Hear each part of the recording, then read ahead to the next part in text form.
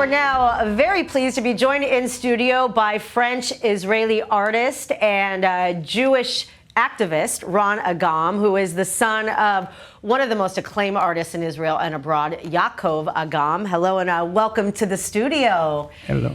So first of all, I know you're here to talk about art, but you have so much more that you've been contributing. I know that you're French, Israeli, you live in the United States. First, start by sharing your commitment to the Jewish people and doing all the things that you're doing behind the scenes that many of us may not know about publicly, but you're a busy guy. Yeah, I mean, my passion is being an artist, but also I'm spending, I would say, 50% of my time around Israeli and Jewish issues in the United States, France, and Israel. Wow, the three most complicated places right now. How are you able to be that bridge of diplomacy and union? Interestingly enough, I built incredible relationship with the French government and French diplomats. And this was very helpful to establish this link between Jerusalem, Washington, and Paris. And I think, you know, Paris, France, has the second largest diaspora. And I have been living in France as a child. And then I moved, you know, between Israel and the United States. And I developed that passion because there was no other way. Right, of course. And let's talk about your father. I mean, he was an acclaimed artist, but I imagine was this a legacy that he also left? Was he also involved in a lot of these causes, or was he mainly focused on his art? I think that what my father has done, which is unknown, is being a light, being a communicator of his passion for Israel at the highest level.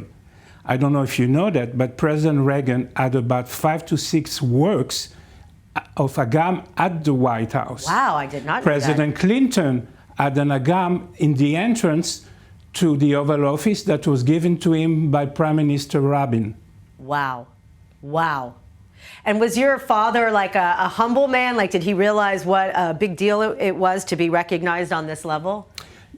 My father, whatever he's done in terms of his art, when it involved Israel and the Jewish people, worked on that in a way to achieve results, not to get any advantage personally for him. So he did a tremendous amount of things which people would not know. Wow. Now let's talk about your art. I know that this is just incredible, this heart. Explain, I don't know if you can see it in the camera, but it's really literally 3D. If you hold it up, it's like you could put your fingers inside the heart, on the outside of the heart. Why is this a symbol that we need right now? Well, I think that in the world in which we live today, very disruptive world, I work to bring people together. So for me, something like that reaches the emotion, and there's nothing stronger than showing love and communicate love.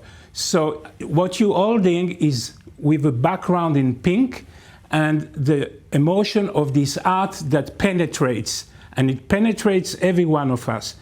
And in fact, the Crown Prince of Saudi has received this work and was very emotional when he received it and asked to be hanged immediately in his office. President Macron has this artwork, you know, with the 3 colors, the blue, white, and blue. And when I gave it to him, I said, President Macron, when somebody tells you he loves France, you show him this art and you say, this is how I love France from the depth of my heart. Wow, it's really quite beautiful. And listen, I think we're all human beings. We're all in a very crazy time all over the world.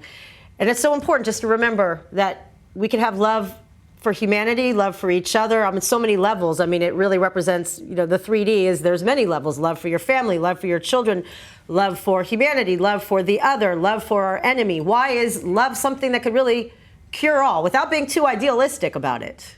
No, I think, you know, there's nothing more important nowadays to communicate this emotion throughout the world.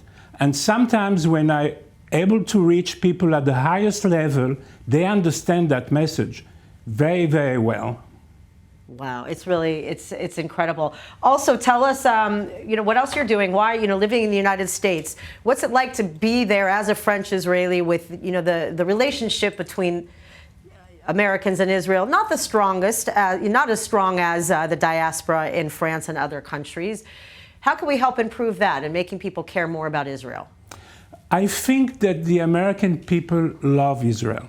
I think that what we need today is more communication and build more relationship within the different groups of people in the United States. And that is very critical. We have many different groups of people and they need to be addressed independently and intensively. And I think that what I24 is doing is probably one of the greatest elements to this, I would call it, fight. Wow, it's amazing, and I feel very blessed to work on I24, and I know that it's nice to know that people really are watching us and taking it in. I hear from people all over the country, not even beyond the cities that we know that we're broadcast, so it's nice to know that it's making an impact. Amazing. Well, thank you so much for coming to the studio and for your time, and keep up the good work. Tikkun Olam, and please share more artwork as you produce more. Thank you. Thank you.